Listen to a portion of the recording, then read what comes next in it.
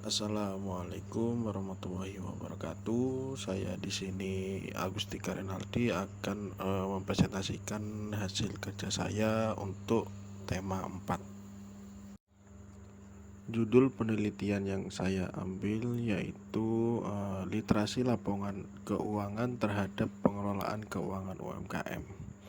Kenapa saya mengambil judul ini? Karena terdapat dua poin latar belakang yang saya ambil, yaitu yang pertama, masih banyak pelaku UMKM yang belum sadar akan pentingnya menyusun laporan keuangan yang baik dan benar. Dan juga adanya SAK EMKM yang diharapkan dapat membantu sekitar 57,9 juta pelaku UMKM di Indonesia dalam menyusun laporan keuangannya dengan tepat, tanpa harus terjebak dalam kerumitan standar akuntansi keuangan yang ada saat ini. Rumusan masalahnya yaitu seberapa pengaruh penyusunan laporan keuangan itu terhadap pengelolaan keuangan UMKM.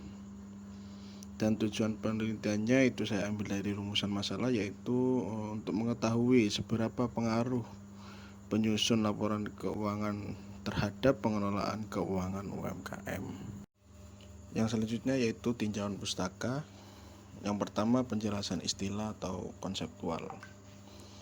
Yang pertama itu laporan keuangan itu adalah sarana pengomunikasian informasi keuangan utama kepada pihak-pihak di luar perusahaan. Itu menurut KISO 2007. UMKM itu adalah usaha perdagangan yang dikelola oleh badan usaha atau perorangan yang merujuk pada usaha ekonomi produktif sesuai kriteria yang ditetapkan oleh Undang-Undang Nomor 20 Tahun 2008. SAK EMKM merupakan standar akuntansi keuangan yang jauh lebih sederhana bila dibandingkan dengan SAK ETAP. Itu menurut Ikatan Akuntansi Indonesia 2016.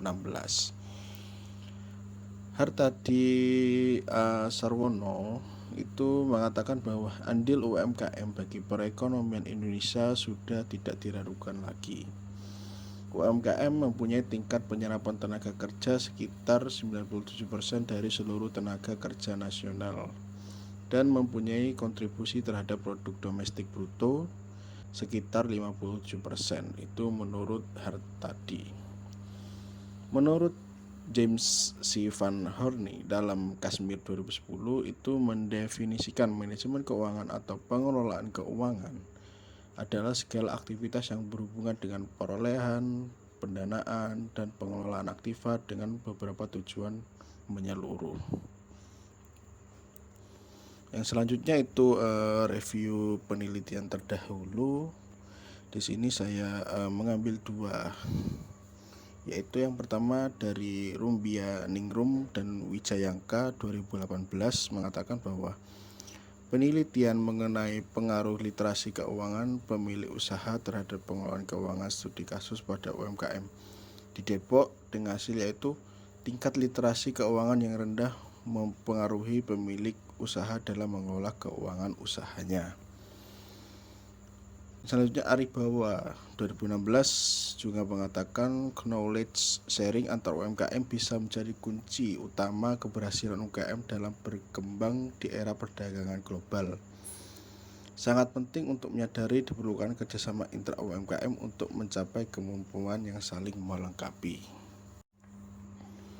Alasan pemilihan objek, jenis data, dan teknik pengelolaan data.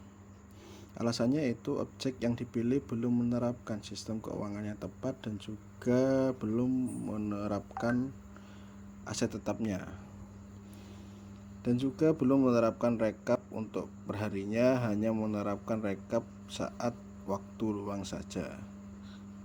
Ini diambil dari kasus yang ada. Jenis data yang digunakan adalah data primer dengan cara memperoleh menggunakan sistem kuesioner dan juga tatap muka dengan responden. Analisis data ini saya mengambil dari rujukan jurnal sebelumnya, yaitu sama, hanya perubahan variabel independennya saja. Itu data yang terkumpul dianalisis menggunakan model persamaan struktural berbasis partial least square menggunakan software Smart PLS 3.0. Ini digunakan untuk membantu menganalisis hubungan antar variabel. Analisis deskriptif digunakan untuk interpretasi data responden, sementara model persamaan struktural untuk menguji hipotesisnya. Terima kasih untuk presentasinya. Mungkin ada salah dalam menutur kata. Jika ada pertanyaan bisa dicantumkan dalam grup. Terima kasih. Wassalamualaikum warahmatullahi wabarakatuh.